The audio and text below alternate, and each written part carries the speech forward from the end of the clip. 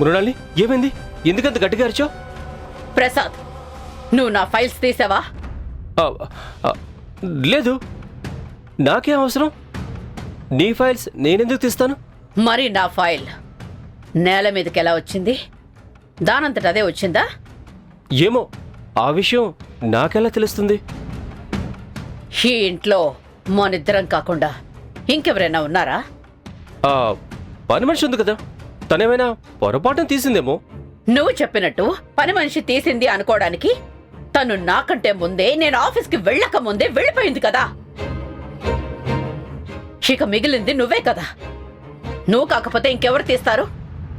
పోని ఇంట్లోకి దొంగలు వచ్చారు అనుకుంటే బంగారం డబ్బు కాకుండా ఈ ఫైల్ తీసుకుంటారా? ఈ అమ్మ హాస్పిటల్ ఫైల్ కింద పడుంది.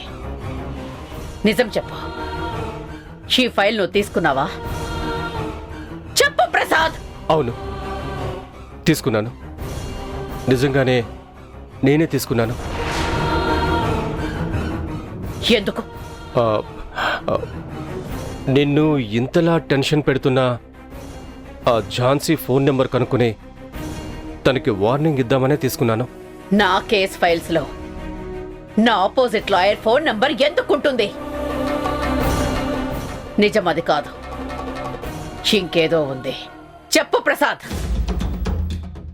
ఇప్పుడు తప్పించుకోవడం ఎలా? అడిగిన దానికి ఆన్సర్ చేయకుండా అలా సైలెంట్ గా ఉంటావేంటి? ఆ ఝాన్సీ నెంబర్ ఉండదని నాకు తెలుసు, కానీ నేను వెతికింది నీ క్లయింట్ ప్రియాంక నెంబర్ కోసం. ప్రియాంక నంబర్ కోసమా? ఎందుకు? ఆ ఝాన్సీ ఎవరో కాదు కదా, ప్రియాంక ఫ్రెండే కదా. అందుకే తనకి ఫోన్ చేసి ఝాన్సీ నెంబర్ తీసుకోవాలనుకున్నాను. ప్రసాద్, ప్రసాద్, ఝాన్సీని బెదిరించడానికి ప్రియాంక నంబర్ కోసం వెతికాను అని అంటే ఇది నమ్మాలనిపిస్తుందా? ఇంత కష్టపడే బదులు నన్ను అడగొచ్చు కదా. నువ్వు ఆ ఝాన్సీని బెదిరిస్తాను అంటే నేనే సంతోషంగా ఇచ్చేదాన్ని.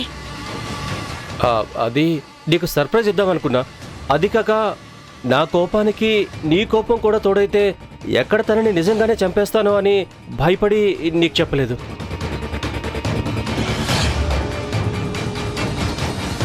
మృణాలి, చూడు, నువ్వు కోపంలో ఎంత అందంగా ఉన్నావో తెలుసా? నీ నాటకాలు, ఐస్ చేసే మాటలు ఆపు. తప్పు చేసిన వాడే ఇలా పొగుడుతూ ఉంటాడు. మృణాలి, నిజంగానే నన్ను అనుమానిస్తున్నావా? నేనేంటో నీకు తెలీదా? నువ్వు మీ నాన్న వాళ్ళతో కలిసి ఉందామంటే మారు మాట్లాడకుండా అక్కడే ఉన్నా. అలాంటిది నువ్వు నన్ను అనుమానిస్తున్నావా? మీ అన్నయ్య ఇంటి అల్లుడని చూడకుండా కొట్టినా కూడా పడ్డాను. ఎవరికోసం? నీకోసం కదా. అలాంటిది నన్నే అనుమానిస్తున్నావా? నువ్వు ఈ క్షణం ఇల్లు వదిలిపెట్టి వెళ్ళిపోదామని అంటే నీ మాటకు ఎదురు చెప్పకుండా నీతో పాటు బయటికి నడిచాను. అలాంటిది నన్ను అనుమానిస్తున్నావు కదూ. నీకోసం ఇన్ని చేశాను కదా. తప్పులేదు మృణాల్ని, జరగాల్సిందే. నాకిది జరగాల్సిందే.